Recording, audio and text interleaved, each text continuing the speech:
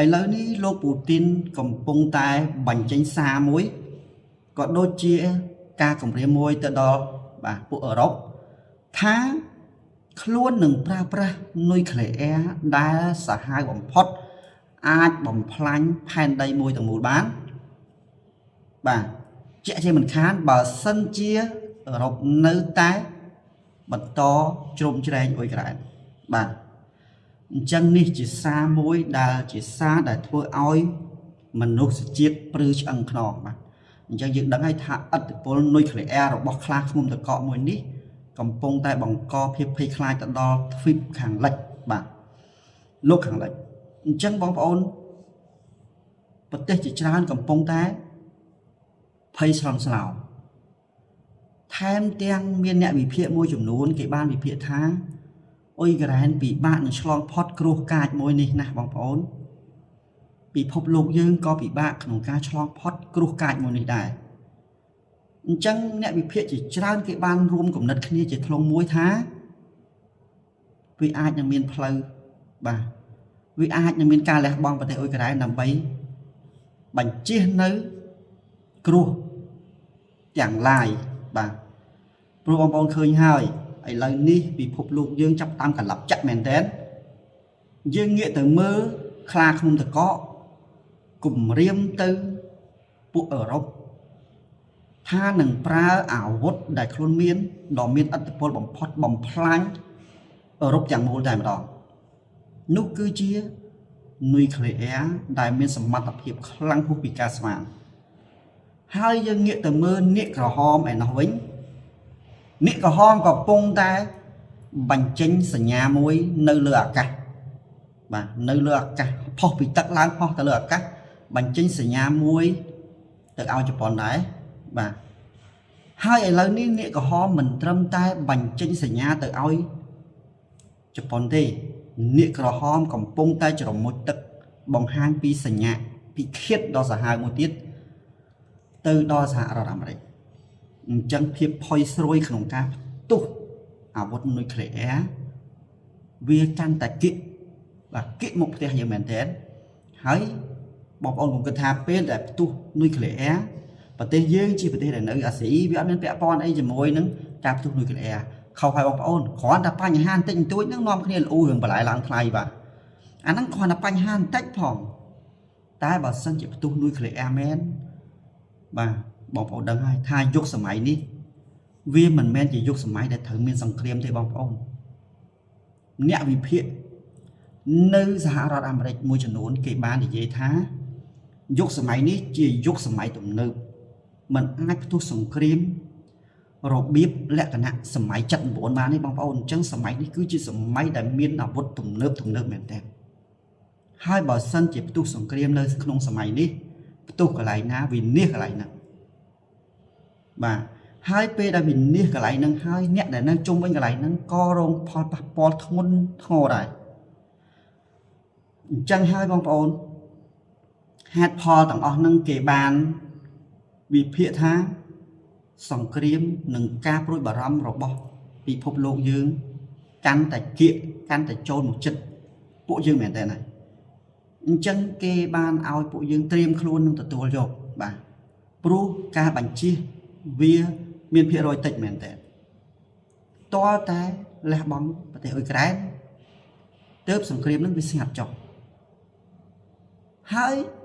ការលះបង់មួយនេះសួរថាអាចទៅរួចអត់มันអាចទៅរួចទេបងប្អូនព្រោះពេលណាដែលយើងលះបង់ប្រទេសមួយទៅឲ្យប្រទេសមួយទៀតច្បាស់ណាស់ដូចជាកញ្ចក់ដែលបង្ហាញថាខ្លាឃ្មុំតកនឹងវាយបន្តទៀតពេលដែលយកប្រទេសនឹងបានហើយវានឹងវាយយកប្រទេសផ្សេងទៀតហើយសង្គ្រាមកាន់តែរញ៉េរញ៉ៃនៅពេលដែលខ្លាឃ្មុំតកផ្ទុះសង្គ្រាមជាមួយអឺរ៉ុបងាកទៅមើលនាគក្រហមនៅអាស៊ីរបស់យើងដែលដឹកនាំប្រទេសចិនទាំងមូលនេះនឹងសម្លឹងមើលឃើញតៃវ៉ាន់មុនគេបន្ទាប់មកគឺប្រទេសតូចៗផ្សេងទៀត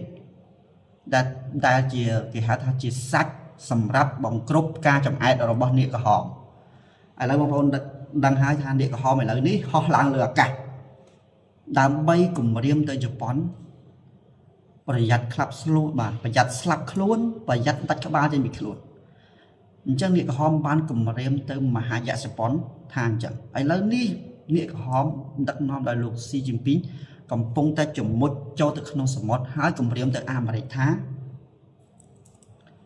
niệm hòm miên sầm mặt tập hiệp không ca re răng America mình oi thưa cho là châu từ không bật Venezuela bàn thì tiếng đại bảo đằng hay thá Prote Venezuela thật nơi không bành chi không mai rồi bỏ xã hội America đại xã hội America tiêm nồng cao vi lúc chập này và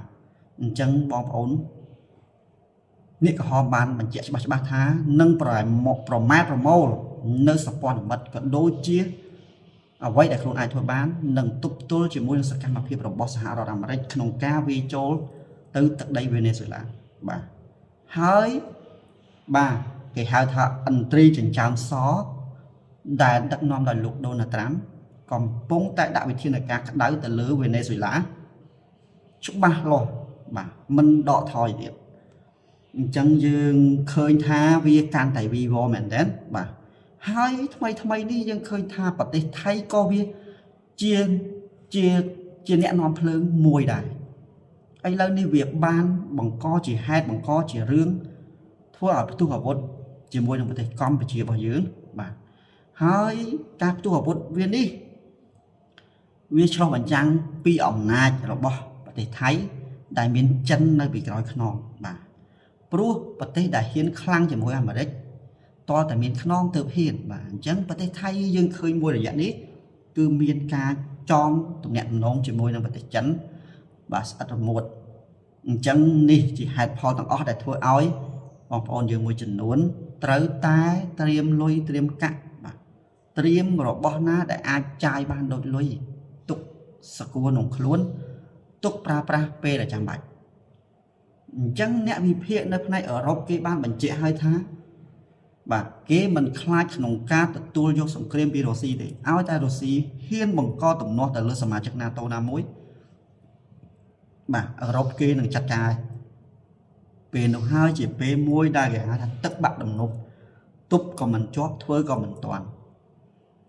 ហើយថែមទាំងនាគក្រហមកំពុងតែឆ្លៀតឱកាសទៀត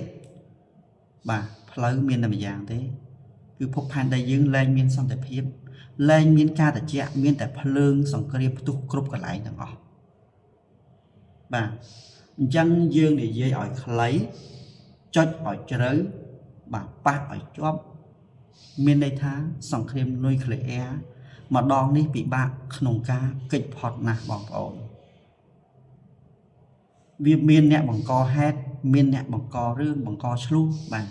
ប្រទេសរុស្ស៊ីដែលដឹកនាំដោយលោកពូទីនដែលមានរហស្សនាមថាខ្លាឃ្មុំតកជាប្រទេសដែលដឹកនាំដោយផ្ដាច់ការហើយបានឈ្លានពានទៅលើប្រទេសអ៊ុយក្រែនបាទហើយនាគក្រហម